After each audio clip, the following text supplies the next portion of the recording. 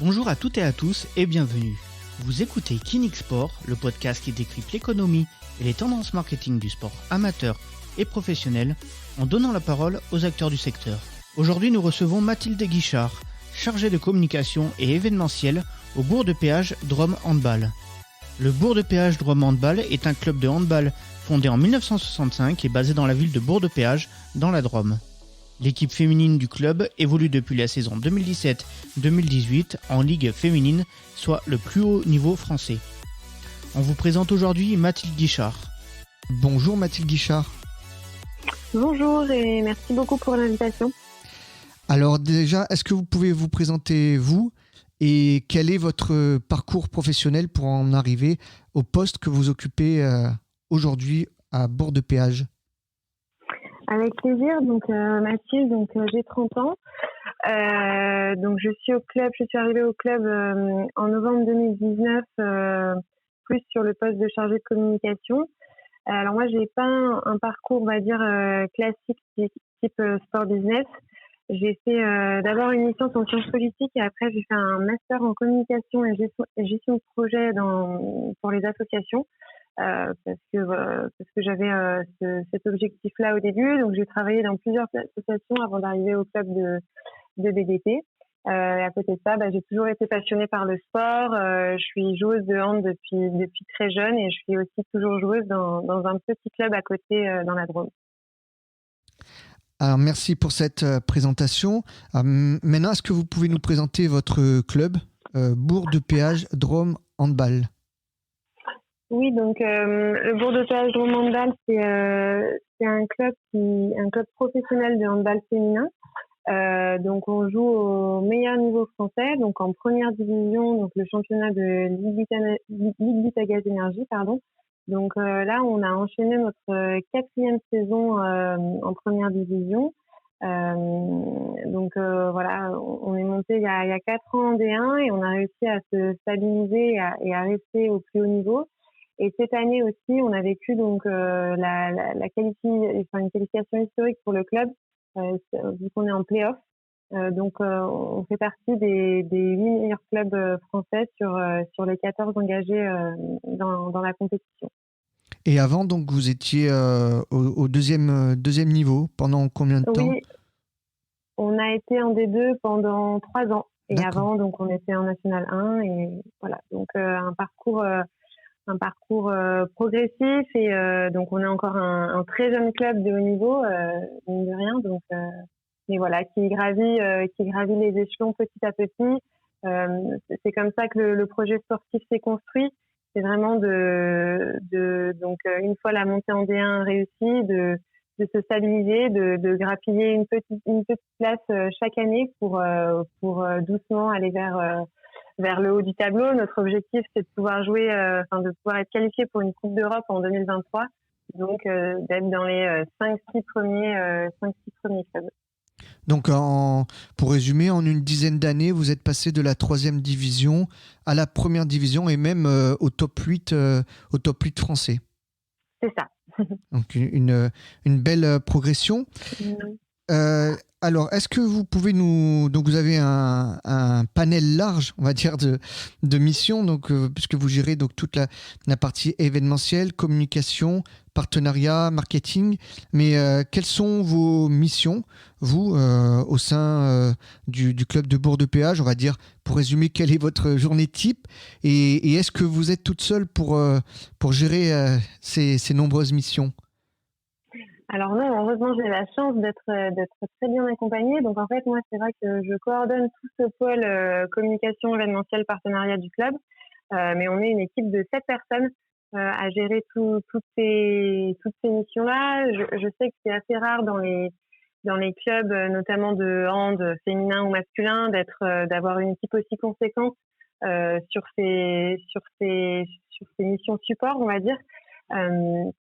Mais ça a été vraiment un choix du club de se staffer pour pouvoir être performant et efficace, notamment auprès de nos partenaires et voilà, de pouvoir vraiment être aussi au meilleur niveau sur ce plan-là. Donc on est une équipe de 7 personnes. Donc moi, au-delà de coordonner tout ce pôle, je suis responsable de la communication. Avec moi sur l'événementiel, donc j'ai un responsable événementiel salarié et un assistant événementiel en alternance. On a aussi un responsable partenariat, donc chargé du développement partenarial, qui est salarié, et 2 alternants qui l'accompagnent aussi pour plus dans une démarche de prospection et d'entretien du réseau partenaire.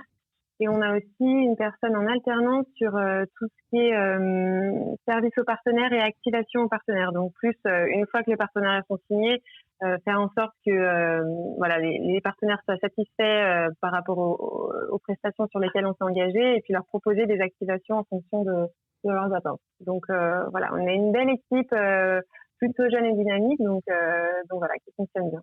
Ah, vous l'avez dit, c'est plutôt rare parce que d'habitude, c'est vrai que c'est 1 voire 2 personnes qui chapeautent, qui chapeautent ce pôle-là. En général, on peut le dire, hein, le sportif est privilégié. Et là, le club de Bourg-de-Péage a vraiment aussi choisi de structurer cette partie-là et qui est malgré tout très importante. Hein. On le dit, les partenariats privés, c'est hyper important. Et pourtant, les clubs ont du mal à mettre, vous en tout cas, ils ont passé ce cap-là et de décider de mettre les moyens. Et donc justement, on va justement passer à la partie donc des partenaires. Quel type de partenaires vous avez, combien vous en avez, et est-ce que vous avez une typologie de partenaires ou c'est plutôt varié? Est-ce que c'est plutôt 4-5 gros groupes ou plutôt un nombre important de partenaires, on va dire, plus modestes? Alors oui, nous on est vraiment dans le schéma d'un nombre important de partenaires parce qu'on en a près de 200. Faut savoir que en fait il y a 2 choses. C'est déjà il y a le contexte handball féminin et il y a aussi le contexte local. C'est vrai que dans le hand féminin c'est compliqué d'avoir des très gros partenaires avec des montants astronomiques parce que c'est un sport qui reste encore moins médiatisé que d'autres, on va dire. Et aussi, donc nous, Bourg-de-Péage, c'est une ville de 10 000 habitants, donc dans la Drôme. Donc bien sûr, on a Valence, voilà, on est entre Valence et Romans-sur-Isère, donc on fait partie de cet agglo Valence-Romans.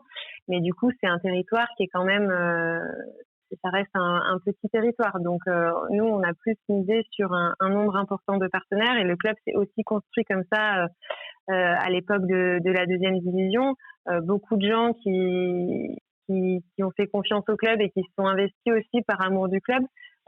Ici, c'est vrai qu'on a la chance d'avoir une réelle ferveur locale vis-à-vis du club.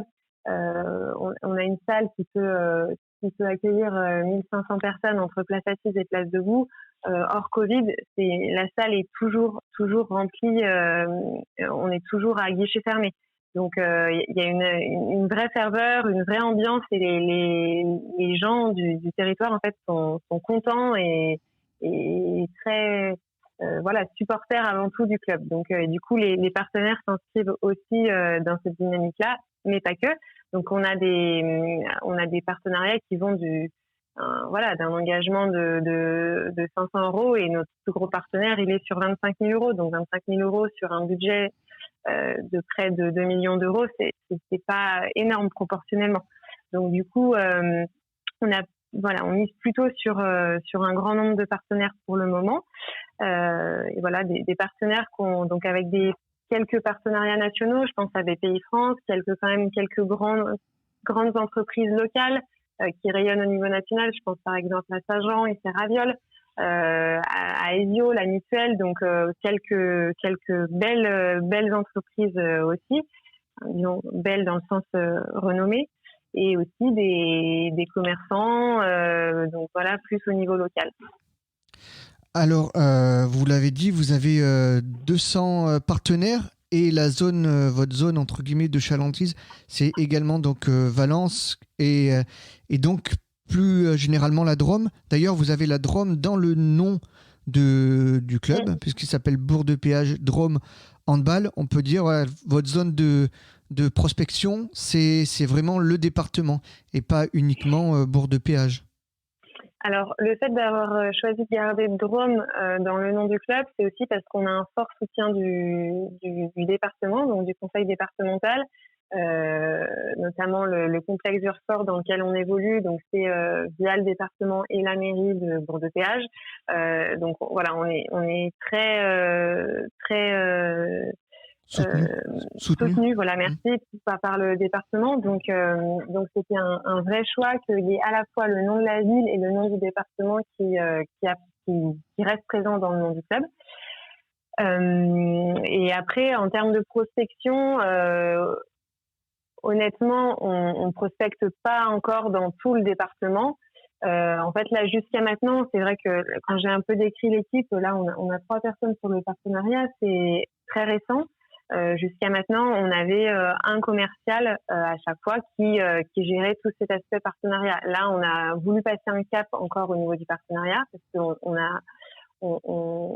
sait qu'il faut qu'on soit plus présent encore plus présent sur le territoire et justement qu'on sorte un petit peu de la frontière Bourg-de-Péage-Romans parce que nos partenaires restent quand même majoritairement sur Bourg-de-Péage et Romans et un petit peu Valence et les alentours. Mais du coup, voilà, si on veut aller plus loin, il nous fallait aussi plus de monde. Et c'est dans cette volonté-là qu'on a staffé encore plus le pôle commercial.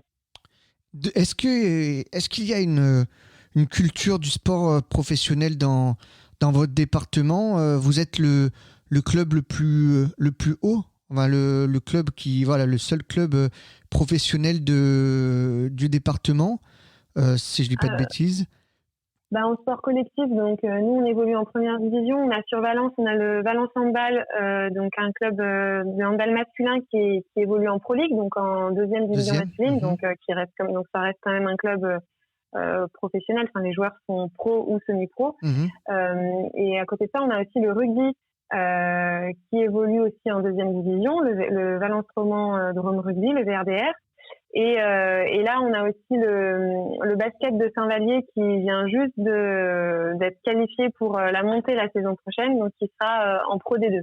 Donc il y a quand même une culture du sport professionnel, c'est important parce que c'est vrai qu'il y a certaines régions ou certains départements où voilà, c'est pas le sport professionnel, il n'y a pas cette culture et donc du coup les entreprises n'ont pas forcément d'instinct la volonté d'aller soutenir du sport professionnel.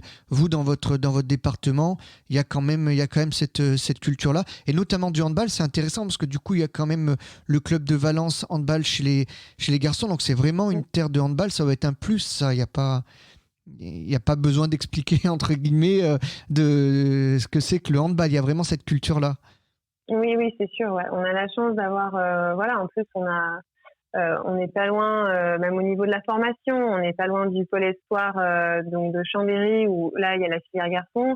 Nous, on a un pôle espoir féminin à Valence. Donc, c'est vrai que le handball est vraiment inscrit ici. Ouais. Vous m'aviez dit, vous avez donc 200 partenaires. Quelle est la notoriété du club est particulièrement importante. Vous l'avez dit au niveau notamment des supporters qui, hors période Covid, mais qui sont très présents. Vous avez une forte communauté. Aujourd'hui, c'est comment vous pouvez développer encore un peu plus ce portefeuille de partenaires et notamment dans l'objectif d'atteindre l'Europe. Quelle est un petit peu la stratégie? Alors notamment, vous l'avez dit, la stratégie humaine en mettant plus de ressources humaines et pour aller peut-être chercher encore plus les partenaires nationaux capables de mettre de plus gros moyens. J'imagine que c'est une stratégie qui se travaille. Ça arrive pas comme ça. C'est sûr. Là, pour le coup, il y a aussi un enjeu en termes d'infrastructure.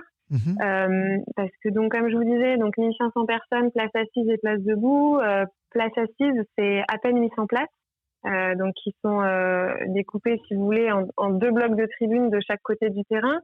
Actuellement, du coup, on a un bloc entier plus une partie de l'autre qui est réservée du coup à nos partenaires, parce que on fonctionne pas mal. Dans nos prestations avec des packs, du coup avec un nombre de passes vides, etc. Donc ce qui fait que le fait d'avoir 200 partenaires, ça prend énormément de place du coup dans la salle. Et là du coup on commence pour le coup vraiment être à l'étroit. Mhm. Et donc il y a un projet d'agrandissement des tribunes pour arriver à quasiment 3000 places dans le Vercors. Donc ça c'est un enjeu qui est très important pour aller chercher des places hautes, parce que c'est aussi comme ça que ça nous permettra d'attirer de nouveaux partenaires, parce que souvent ce que les partenaires préfèrent, donc nous on a plusieurs prestations, on a de la visibilité terrain, maillot, digital et bien sûr de l'hospitalité, et ce que les gens préfèrent, c'est pouvoir venir au match avec leurs clients, leurs collaborateurs, et derrière être au VIP. Donc nous on a vraiment un enjeu de place, et ce qui peut nous faire franchir un palier, c'est justement cette perspective d'agrandissement. Et au niveau des espaces VIP, j'imagine que 200 personnes, enfin peut-être plus d'ailleurs, s'ils viennent accompagner, mais après c'est pas tout le temps qu'ils viennent. En général, c'est vrai que il y a un roulement, mais on va partir de 200 personnes, ça fait quand même un espace partenaire imposant, quoi. Faut vraiment. C'est sûr. Alors après, sur les 200 partenaires, du coup, tous n'ont pas des passes VIP en fonction des prestations sur lesquelles ils s'engagent. Mais du coup, c'est vrai qu'on est généralement sur des VIP entre 400 et 500 personnes. Toujours, je parle toujours hors Covid. Bien sûr. Donc nous, en fait, dans le complexe Vercors, on a une salle annexe, en fait, un deuxième terrain. Et donc les soirs de match LBE, on l'habille complètement en mettant des tapis, des tables, des manches debout, des banderoles. Et donc c'est cet espace-là qui est dédié aux partenaires. Donc c'est vrai qu'on a cette chance d'avoir cette salle juste à côté pour pouvoir faire nos réceptions VIP. On sent quand même il y a une proximité avec les partenaires. Enfin, s'ils viennent au match, c'est qu'ils se sentent bien. Vous l'avez dit, 200 partenaires. Comment là, dans cette période un peu particulière qu'on vit et qui s'éternise un peu, on espère bien évidemment que le plus rapidement possible tout rentrera dans l'ordre, mais comment vous avez réussi à maintenir ce lien avec les partenaires? Vous les avez régulièrement? Comment ça se passe? C'est vrai que nous, notre identité de club, elle est beaucoup dans ce lien. Justement, nous, on s'inscrit vraiment comme un club de territoire où on est proche à la fois des gens et donc aussi de nos entreprises partenaires. Donc, c'est vrai que la crise sanitaire, pour le coup, a mis à mal en fait nos habitudes. Donc pour garder le lien, on a essayé de pallier comme beaucoup via le digital, donc en multipliant, on va dire, parce qu'au-delà des VIP, des réceptions VIP habituelles, on avait aussi l'habitude de faire beaucoup d'événements partenaires, c'est-à-dire au moins un petit déj partenaire par mois, un repas partenaire tous les 2 mois. Nos partenaires avaient cette habitude-là de la récurrence d'événements pour qu'on les voit, pour qu'ils se voient entre eux. Donc là, c'est vrai que pour pallier à ça, on est passé sur le digital en faisant des événements en visio. Donc on s'est adapté, on a fait des petits déj partenaires, des pauses déj partenaires, et d'autres des fois aussi plus en after work. Pareil pour d'ailleurs avec nos bénévoles, mais du coup pour garder le lien avec nos différents publics. Et puis par exemple pour pallier aux réceptions VIP qui pouvaient plus avoir lieu du fait du huis clos aussi, nous on a mis en place une livraison systématique sur chaque match à domicile de colis VIP en fait. C'est-à-dire qu'à chaque match on définit un colis VIP avec une thématique. Là pour le coup, donc on joue le mercredi prochain le 28 contre Besançon. On a un colis sur la thématique de la Feria, donc un petit peu aux couleurs espagnoles. Donc voilà, à chaque fois, sur la journée qui précède le match, on livre tous nos partenaires qui habituellement ont des passes VIP pour qu'ils puissent avoir ce petit colis et en profiter en fait devant la diffusion du match le soir. Ouais, parce que le match est diffusé, c'est ça, hein, donc vous avez quand même une visibilité qui est intéressante. Ouais, alors nous, même avant la crise sanitaire, on travaillait déjà avec une web TV locale, donc Mistral TV. Donc tous nos matchs à domicile étaient rediffusés donc sur leur site en direct. Donc et c'est vrai que le Covid a fait que forcément on a continué même plus que jamais à diffuser nos matchs. À ce niveau-là, tous les clubs se sont adaptés pour faire des diffusions Bien sûr. plus ou moins avec les moyens du bord. Nous, c'est vrai qu'on avait déjà cette ressource-là, donc qui était du coup un vrai confort. Et du coup, voilà, on a perpétué ça et on l'a accompagné donc de ces collectifs. Et puis pareil, on a essayé de proposer un peu plus de visibilité à nos partenaires, que ça soit sur des interviews de mi-temps, d'avant-match. Pareil aussi au niveau de la visibilité terrain. Là, on a fait des bâches spéciales play-off avec tous nos partenaires majeurs dessus. Donc voilà, on essaie de s'adapter. On va passer à la partie un petit peu communication parce que évidemment il y a les partenaires mais il y a aussi le public et vous l'avez dit, il est particulièrement actif autour de vous et là aussi il faut garder le lien et c'est pas forcément évident. Bon, évidemment il y a les réseaux sociaux mais c'est vrai que c'est pas non plus la salle, c'est pas l'ambiance, mais vous avez quand même essayé d'imaginer, de trouver des solutions pour parvenir à garder ce lien avec les supporters. C'est vrai que notre principal levier, ça reste les réseaux sociaux, pour essayer de les engager au maximum. On essaie de proposer quasiment à chaque match des jeux concours. On propose aussi qu'ils puissent déposer leur message d'encouragement pour que ça soit diffusé sur l'avant-match justement sur Mistral TV. Voilà, on essaye de garder le lien au maximum. Forcément, c'est compliqué. Après, on a la chance d'avoir un COP de supporters très très actif, donc le COP Versaco qui des fois n'hésite pas à se rendre sur le parvis de l'entrée du complexe au moment où nos joueuses arrivent avec une banderole, pour que ça puisse les dynamiser et leur mettre un coup de boost. Donc c'est vrai que on a la chance d'avoir des supporters en fait qui nous suivent plutôt naturellement. Et là, en plus, les beaux résultats sportifs ont accru ça en fait, parce qu'on a décroché notre qualification pour les playoffs un petit peu à l'arraché. Mais avant aussi le dernier match de la phase régulière. Donc on a de ce côté-là, on a la chance d'avoir des supporters vraiment engagés, vraiment derrière nous. Alors vous l'avez dit, vous étiez déjà, on va dire, un petit peu en avance, si on peut dire comme ça, en tout cas, par rapport à d'autres clubs au niveau du digital. Mais cette situation, finalement, elle a fait accélérer, globalement, on va dire. Au niveau du sport professionnel, elle a accéléré un petit peu les choses. Mais ça, même quand ce sera redevenu normal, que le public, est-ce que ça va quand même perdurer selon vous, il y a quand même des choses qui ont été mises en place et que vous pensez pouvoir conserver même après l'après-Covid? Oui, bien sûr. C'est vrai que tout ce qu'on pourra faire en présentiel et en physique, on le fera plus en visio parce que les gens ont envie de se retrouver, ont envie vraiment de partager des moments ensemble et plus derrière un écran. Donc ça, c'est sûr que peut-être qu'on gardera certains plus occasionnellement le support visio parce que ça permet quand même de faire de belles choses aussi. Mais bon, on n'a qu'une envie, c'est de retrouver le présentiel. Après, en termes de visibilité digitale, ça nous a permis de vraiment mettre un petit coup d'accélérateur. Et c'est vrai que ça, c'est des choses sur lesquelles on ne reviendra pas. Par exemple, cette année, on a pu mettre en place un portrait on partenaire, ce qu'on appelle notre communauté de partenaires réseau on partenaire.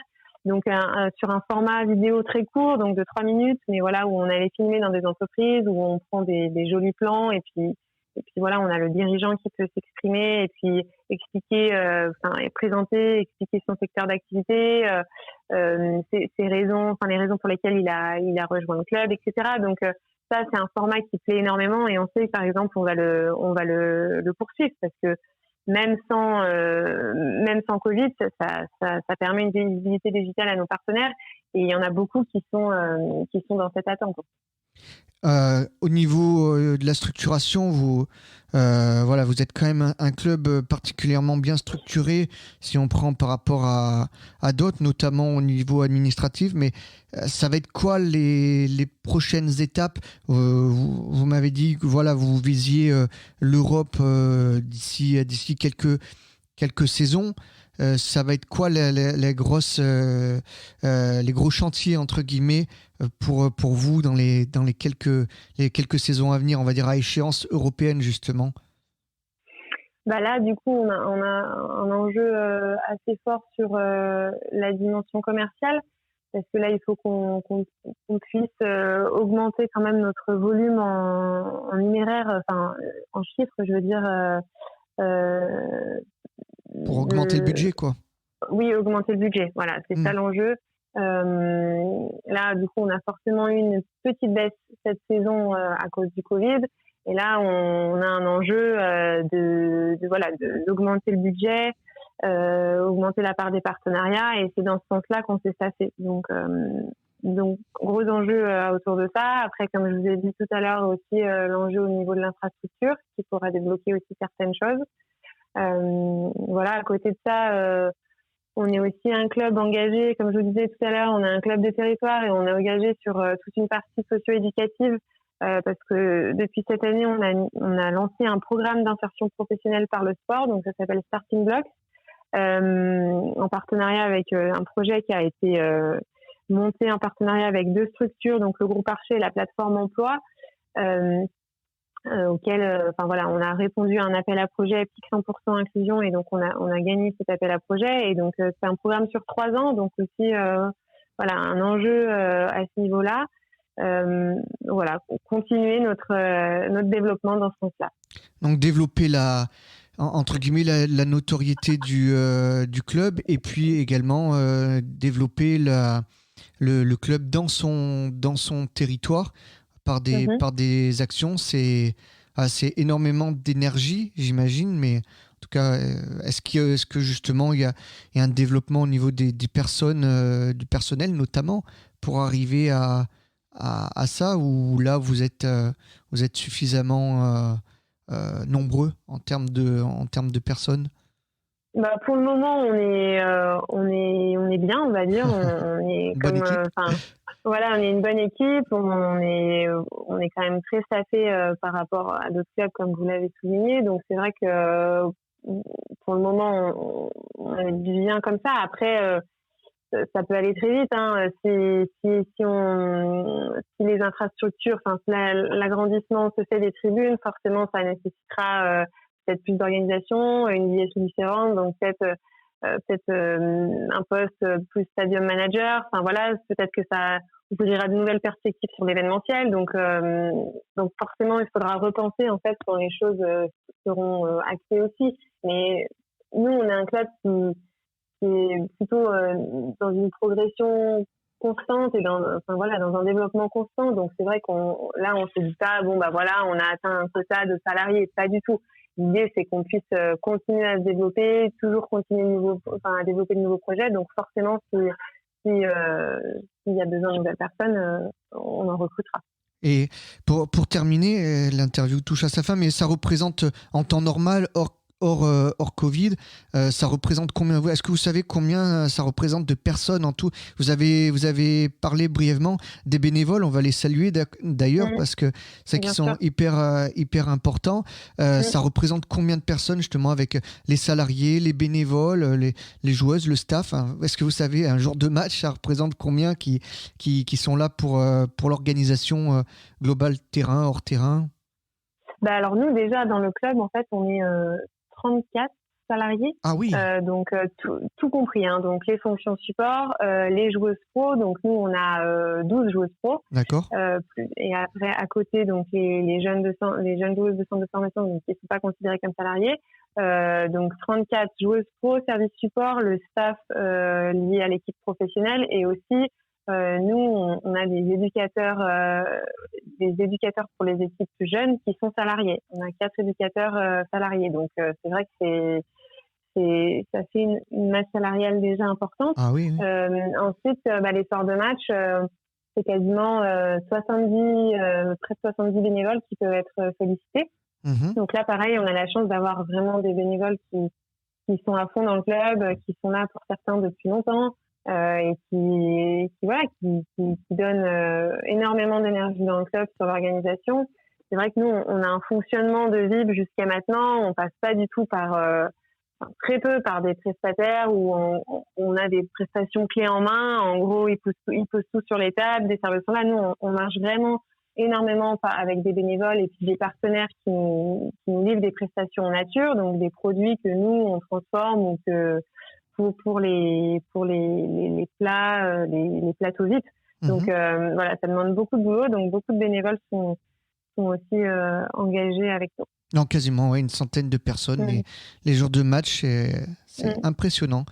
Voilà, et ben merci Mathilde Guichard, c'est sur ce mot et voilà, sur ce petit mot pour les bénévoles et tous ceux qui gravitent derrière, qu'on voit pas forcément, qui sont un petit peu dans l'ombre et qu'on salue et qui évidemment vivent cette période aussi difficilement, parce que d'un coup, pratiquement tous les 15 jours, être active et voir du monde à plus, c'est vrai que c'est assez difficile. Donc voilà, c'est sur cette note-là qu'on conclut cette interview. Merci beaucoup Mathilde Guichard d'avoir accepté de répondre à nos questions, et puis on vous souhaite une bonne continuation du côté de Bourg de Péage Drôme Handball, donc je rappelle, qui évolue en Ligue Butagaz Énergie, la première division du handball français, et qui est passé en une dizaine d'années de la 3e division à la première division et même au top 8 français. Donc bravo à vous et merci pour cette interview.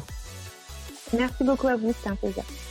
Un grand merci à Mathilde Guichard. Retrouvez le Bourg de Péage Drôme Handball sur le www.bdphandball.com, mais également sur les réseaux sociaux.